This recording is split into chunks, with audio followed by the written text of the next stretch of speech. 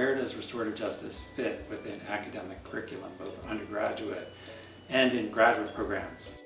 There are so many ways that restorative justice is used on campuses.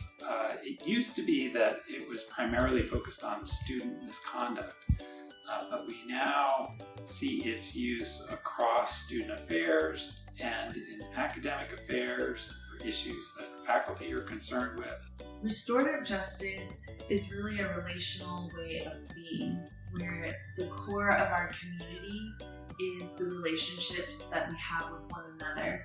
And this is really coming from an indigenous perspective, and it has a lot of religious roots too. And so it works beautifully with higher education, because in higher education, it is like a large community or city where we've got every aspect of life on a campus. Right now we are on track to becoming a restorative institution. That looks like a 5-year strategic plan to rolling out and implementing restorative practices across campus. We've started now at the very first tier, which is community building. So as of now, all of our first years have sat through at least one community building circle where they have made connections with their classmates as well as student leaders. Some of the applications include residence life, so residential cases working with on-campus student population, as well as student conduct work.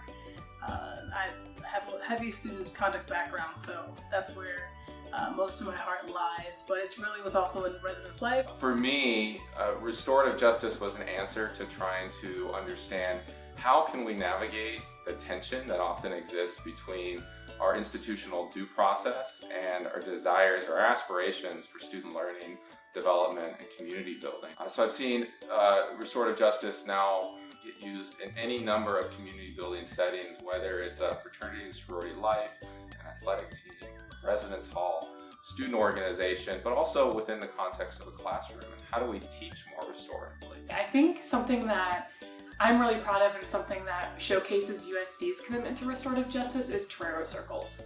So Terra Circles are for all first-year students, so every single student coming to University of San Diego participates in 2 community building RJ circles before they even get to campus. So it introduces folks to restorative justice and allows them to build community before they get to campus and transition that to on campus as well. I was very grateful and very blessed to be able to do my dissertation about Oneida College lacrosse players' perspectives of the sacred game of lacrosse.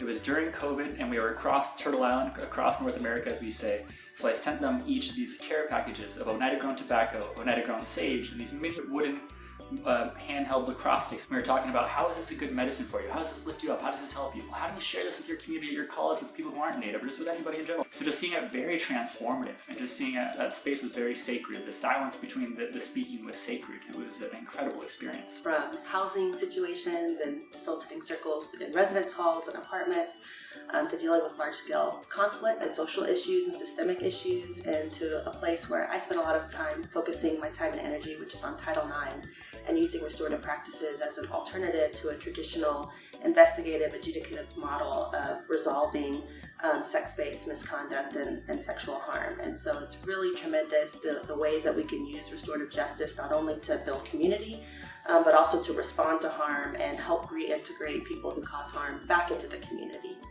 I utilize restorative justice in my research, and the title of my research is called Uncomfortable But Necessary: White Faculty Identity Development and Race Conversations in the Class. And so I decided to use the circle process to have these uncomfortable conversations, because that circle process could really hold those emotions, that discomfort, in a way that I feel like I haven't seen in a lot of other applications. Even from a supervisor to employee, how might you infuse restorative practices in a way that you're talking to an employee about their growth, so that the performance conversation isn't about just this transactional application to you've done all these things, you've met these goals, now you get a raise, but how am I talking to you throughout the course of your career so that I'm checking in on you, so that you feel seen, you feel a sense of belonging.